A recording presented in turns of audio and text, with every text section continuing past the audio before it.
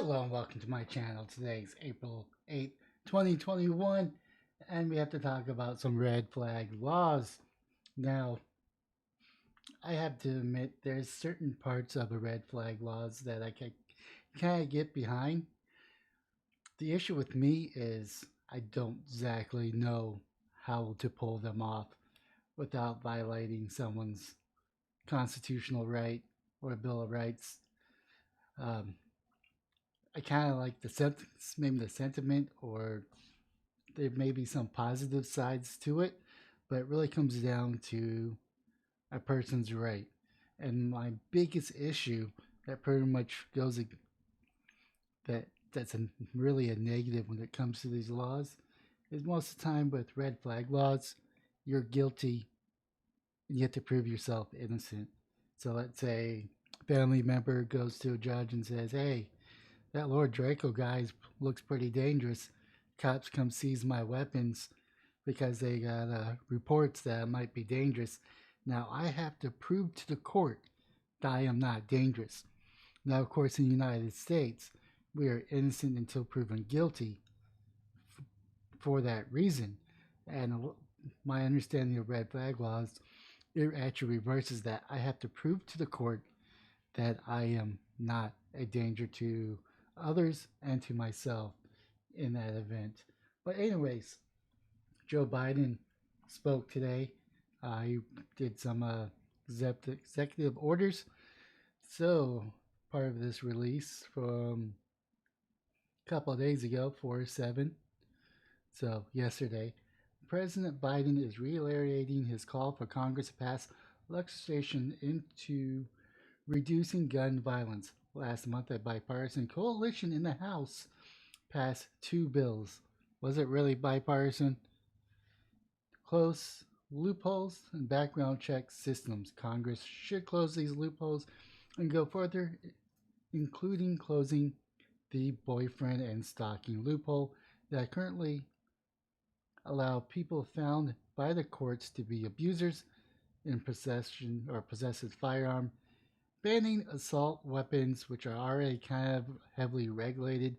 So I don't know what they mean. I mean, I know what they mean about assault weapons, but an actual assault weapon that shoots more than one round per trigger is heavily regulated. I think it requires a class 3 or class 4 permit, and it's heavily regulated. And high capacity magazines. Now, going to be living in rural Texas, and I think I've seen a couple of hogs. Now, you're going to need all the ammo you can get and shoot at those hogs. So, it really becomes rural versus urban. Repealing guns manufacturers' immunity from liability and investigating in evidence based community violence intervention.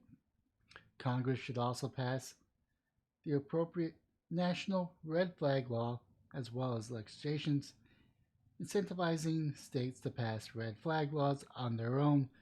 So, pretty much, we would love to give you this grant, Texas, but you haven't passed the red flag law. I mean, we can't give you this money until you pass it. I mean, come on, just pass it, and we'll give you your taxpayer money back. That's what it sounds like to me. So let's see here.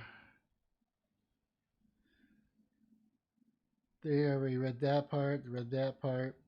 Oh, yes, another part is Justice Department within 60 days will publish a model red flag legislations for the state. Red flag allows family members or law enforcement to petition for a court order temporarily barring people in crisis from accessing firearms if they present a danger to themselves or other. The president urges Congress to pass the appropriate national red flag law as well as legislation to incentivize states to pass red flags laws on their own, and the interim the Justice Department published model legislation will make it easier for states that want to adopt red flag laws to do so. I think I pretty much read all of that. Yes, I did. Now, according to the crime report, this is really the main crux of this one.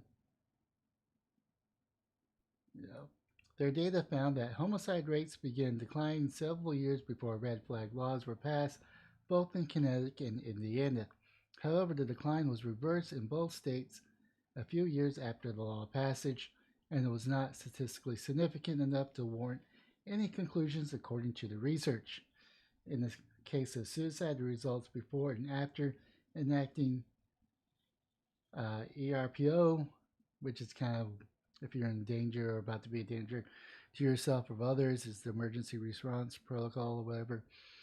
For Connecticut, were inconsistent because the overall suicide rate stayed the same. Indiana saw a significant reduction in firearm suicide, but the corresponding increase in non-firearm suicide resulted in with no significant change overall suicide. The researchers found the experience both in Connecticut and Indiana is that red flag logs had no significant effect on either homicide or suicide research conducted. Moreover, based on the Mother Jones database and the data from the FBI Uniform Crime Reports, cross references with 17 states that have red flag laws, the researchers found that the ERPO laws have no significant effects on deaths or injuries from mass public shooting. While this adds to the great body of research that exists about red flag laws, the debate over its effectiveness is sure to continue, the researcher said. The full study can be accessed here. So, as you can see, this was reported back in 2019, December 23rd, which they weren't able to find any correlations between these laws and reductions just because, as a whole, minus 2020, violent crime has been going down. There's a lot of things that can contribute to 2020.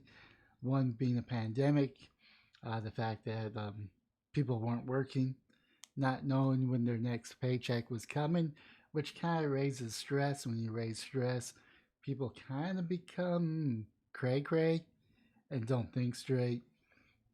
And when it comes to being able to provide for your family, people that are desperate kind of tend to do desperate things. Now, I do know that there were, I think, 3 more mass shootings. I think there was one a couple of weeks ago, the one following week, and we also got the one that was on a military base. And I think there was another one being reported in Texas. But however, as tragic as those are, nothing that the gun laws are going to be put in place are going to prevent those. Because really the only thing gun control laws do is to control the masses of law-abiding citizens. And that's why I cannot get behind them. Anyways, leave a comment down below what your thoughts are.